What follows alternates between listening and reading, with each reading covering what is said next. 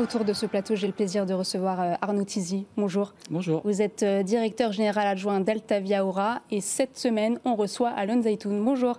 Bonjour. Vous êtes directeur général de Naturalia. Merci d'avoir accepté notre invitation. Alors, le secteur du bio enregistre une décroissance. Le marché a décliné de 12% en 2022. L'enseigne Naturalia, elle, a enregistré une baisse de son chiffre d'affaires de 7,7% pour atteindre 355 millions d'euros. Bon, on constate tout de même une reprise ce mois de mars avec une croissance de 105%. Est-ce que c'est le résultat de tous les leviers mis en place pour adapter l'offre à la demande de la clientèle? Alors, on l'espère.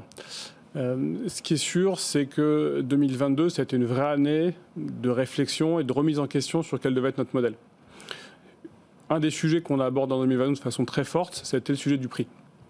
Celui du prix qui est un des irritants principaux dans la bio. En fait, on le sait que c'est le principal frein à consommer bio. Et on a fait beaucoup d'efforts sur ce sujet-là.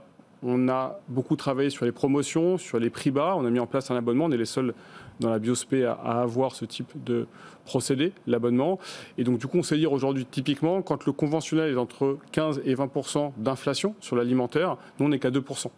Donc l'écart qu'il y avait entre le conventionnel et la bio, qui est encore une fois le principal frein, s'est réduit et on pense que c'est effectivement ce qui engrange depuis quelques semaines et quelques mois une croissance. Mais justement, pourquoi avoir attendu aussi longtemps pour réagir aux remarques des consommateurs qui taxent les produits bio de trop chers, d'élitistes? Est-ce qu'il fallait vraiment attendre que ça aille mal avant de réagir, avant que les spécialistes du bio s'attaquent à l'image de la qualité-prix? En vrai, on a eu quasiment 15 ans de croissance à deux chiffres.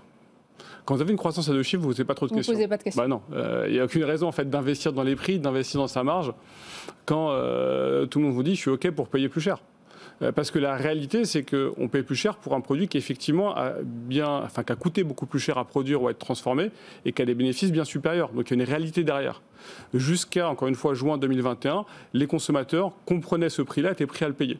Ce dont on s'est rendu compte, sortie de Covid, on perdait des consommateurs. On en perdait et on n'en recrutait plus. Donc en fait, les gens étaient plus prêts à payer, il fallait réagir. Mais vous comprenez donc que le label bio pouvait être perçu comme un argument marketing par les consommateurs? Parce que finalement, aujourd'hui, toutes les enseignes bio, elles proposent des produits moins chers. Est-ce qu'on n'a pas trompé pendant des années les consommateurs en proposant des produits trop élevés? Non, on ne les a pas trompés. Comment vous l'expliquez alors? Le sujet, en fait, il n'est pas là. Le sujet, il est, comme toujours, c'est est-ce que j'investis, enfin, comment est-ce qu'on a pu réduire en fait cette inflation et l'amener à ce 2%? C'est parce qu'on investit de notre marge. Mais ça veut dire qu'on a été chercher des gains d'efficience ailleurs. Donc typiquement, on a moins de collaborateurs en magasin. Donc vous payez pour un service, que ce soit le prix que vous achetez ou pour le service du conseil, il y en a moins aujourd'hui du conseil en magasin. Parce qu'on a dû faire des économies ailleurs pour pouvoir proposer des produits moins chers. Donc aujourd'hui, l'expérience client qu'il a en magasin n'est pas la même que celle qu'il avait il y a un an et demi. Où est-ce que vous réalisez des économies du coup sur la qualité des produits? Est-ce que vous allez proposer d'autres produits bio issus d'autres agricultures ou des produits sains, naturels mais sans pesticides? Alors effectivement, il y a plusieurs sujets qui permettent d'atteindre cette efficience. D'abord, j'ai évoqué les promos. Donc les promos en général sont financés par les transformateurs, ce qui veut dire que c'est toute la chaîne qui contribue à cette efficience. Ce qu'on fait nous quand on fait les prix bas, on investit notre argent. Effectivement, c'est les efficiences qu'on va chercher dans la chaîne logistique. D'abord, c'est une grosse partie de nos coûts, dans les collaborateurs en magasin, dans la sécurité, dans la maintenance, enfin tout ce qui est tout notre compte de résultats avec les différents coûts. On doit optimiser tout pour réussir à réinvestir dans les prix et redevenir compétitif. Encore une fois, ce qu'on a réussi à devenir. Et si je prends l'exemple de l'abonnement, le sujet de l'abonnement qu'on a mis en place il y a à peu près 8 mois maintenant, c'est un sujet où j'investis mais je gagne en volume. Puisqu'on voit des croissances extrêmement significatives de chiffre d'affaires sur les clients qui ont pris l'abonnement. Donc je regagne en volume ce que j'ai perdu en marge. Et par rapport à l'abonnement, est-ce que vous avez réussi à recruter des nouveaux consommateurs, au-delà de fidéliser votre clientèle captive? Est-ce que c'est un bon moyen de recrutement après 6 mois d'expérimentation? C'est un moyen assez extraordinaire de réaliser 3 choses. La première, effectivement, c'est la rétention de nos fidèles. On a un business particulier dans la bio spécialisée. Quasiment, suivant les anciens, entre un tiers et la moitié du chiffre d'affaires est fait par 10% des clients. Donc ces gens-là, en fait, on ne peut pas les voir partir. Donc ça, c'est un levier de rétention énorme pour ces consommateurs qui, pour le coup, sur lequel j'évoquais 2% d'inflation, pour eux, c'est même négatif, l'inflation. Donc rétention très forte de nos consommateurs. Deuxième sujet, c'est augmenter les ventes aux consommateurs qui ne consomment pas tout chez nous, donc qui vont mixer avec d'autres enseignes Biospé ou pas. Et en fait, on a très significativement augmenté notre chiffre d'affaires sur ces clients-là. Et enfin, recruter des nouveaux clients. Donc les 3 sont satisfaits. Alors, Biocoop affirme ne pas dépasser 3% de ses ventes sous promotion, proposer des prix justes et se contenter d'un assortiment 100% bio. On voit que du côté de Naturalia, l'enseigne est plutôt promophile et est prête à s'adapter, à trouver une offre plus adaptée. Et pourquoi ce choix de plus de promotion et de prix bas ? Comme je l'évoquais, le vrai point juin 2021, c'est un point d'inflexion pour nous. Les clients ne viennent plus en magasin, ne recrutent plus de clients comme on recrutait avant, voire on perd des clients. Et donc nous, forcément, on s'est posé la question de pourquoi. D'abord, on s'est posé la question de pourquoi ils viennent et qu'est-ce qu'ils nous reprochent. Pourquoi ils viennent, on le sait, ils viennent pour la santé. Leur sujet à eux, c'est leur bénéfice primaire. Pourquoi ils viennent consommer en bio spécialisé, c'est ma santé. C'est le fait qu'il n'y ait pas de pesticides dans les produits, donc je me préserve un certain nombre de maux qui sont liés aux pesticides. Ça, on l'a plutôt bien, ce territoire de marque. On sait qu'on a l'alimentation la plus saine. À nous d'être encore meilleurs. À nous également de le faire savoir davantage.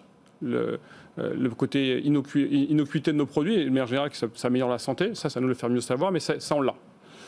Ce dont on s'est rendu compte aussi, c'est que les reproches qu'on a sont d'une part sur le prix, je l'évoquais, et d'autre part sur le fait qu'on ait des magasins un peu austères, un peu prétentieux, si on le dit différemment.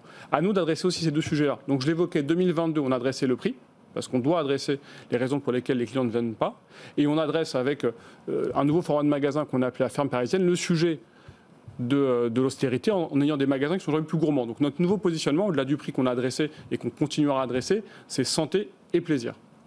Donc la ferme parisienne, vous l'avez mentionné, c'est un concept plus chaleureux, plus didactique, qui veut s'inspirer un peu de Trader Joe aux États-Unis. Est-ce que vous pensez que ça va tout changer ? Est-ce que vous allez déployer ce concept ? Est-ce que ça changera tout ? Je ne sais pas. En tout cas, nous, on entrevoit des très bons résultats sur effectivement la ferme parisienne qu'on a ouvert il y a quelques semaines, rue d'Aligre.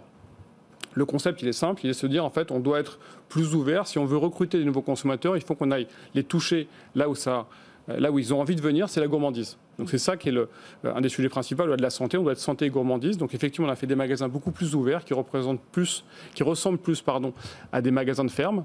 Donc c'est le parcours client est différent. Le parcours client est différent, c'est déstructuré, c'est ouvert, il y a des cagettes un peu partout. On est plus sur un primeur, c'est complètement ouvert sur la rue.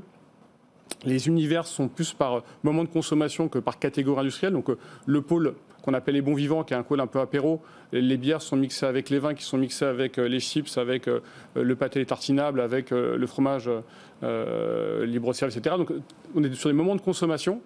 On est aussi effectivement plus sur de la gourmandise, donc de la dégustation. Donc un peu partout, vous pouvez déguster un thé, des petits gâteaux, beaucoup de fruits et légumes sont en dégustation aussi. Donc l'idée, c'est de pouvoir avoir un endroit, en fait, où on a du plaisir vraiment à venir, où on peut goûter les produits. Parce que ce dont on se rend compte aussi, c'est que les clients, et même les non-clients, enfin les gens qui ne connaissent pas nos produits, donc ne savent pas en fait qu'en vrai, c'est bon et c'est gourmand. Des produits locaux, des produits naturels, toujours sans pesticides. Alors ça, c'est effectivement notre cahier des charges. De toute façon, il y aura toujours du sans pesticides. Oui. Notre sujet à nous, c'est pas de défendre la bio. Notre sujet à nous, c'est la santé de nos consommateurs. C'est ça notre point principal. Vous avez évoqué un concurrent précédemment. Notre sujet principal, nous, c'est de s'assurer qu'on propose l'assortiment le plus simple pour nos consommateurs. C'est ça notre sujet. Donc vous n'allez pas abandonner le label bio. Le sujet, en fait, nous, on promeut et on s'assure que 100% des produits alimentaires chez nous sont sans pesticides. Ça, c'est complètement sûr. Ça veut dire aujourd'hui que quasiment tout est bio. Parce qu'il se trouve que c'est le seul label qui garantit le fait qu'il n'y ait pas de pesticides. Demain, il y aura d'autres labels qui le garantiront. On peut s'ouvrir à d'autres labels. Notre sujet n'est pas le label, mais la garantie du sans pesticides. Et au-delà de la labellisation, l'impact local, si je reviens sur la ferme parisienne, est-ce que ça veut dire que du coup il y a un assortiment plus local dans cette ferme parisienne et comment vont se produire vos futures fermes, qu'elles soient lyonnaises, stéphanoises, marseillaises, dans la logique de duplication de ce concept ? Effectivement, l'enjeu c'est aussi de référencer des produits locaux. On sait qu'il y a une forte demande de la part des consommateurs sur les produits locaux et à raison, mais locaux et sans pesticides. Encore une fois, sinon ça n'a pas beaucoup de sens. Et donc dans ce magasin, il y a effectivement une offre très large de produits locaux, donc Île-de-France, puisqu'on est sur Paris, que ce soit dans les fruits et légumes ou dans les produits transformés. Et j'imagine que la bataille se jouera aussi sur votre capacité à livrer des fruits et légumes. Vous allez livrer aux clients ? Alors on livre depuis pas mal de temps, à la fois en magasin, vous faites vos courses en magasin. Est-ce que ça vous différencie de la concurrence ? Vous considérez que ça vous différencie ? Alors c'est un service qu'on propose. C'est un service qu'on propose notamment sur Internet. Le fait de pouvoir être livré en Ile-de-France en J+1 sur tout notre assortiment est quelque chose qui nous différencie effectivement de la concurrence, puisqu'on a l'équivalent d'un magasin sur Internet avec notamment la partie fruits et légumes et fraîches que peu de concurrents ont. Voilà, donc Naturalia avec 245 magasins en France. Merci beaucoup Alain Zaytine. On a remarqué que vous dites la bio.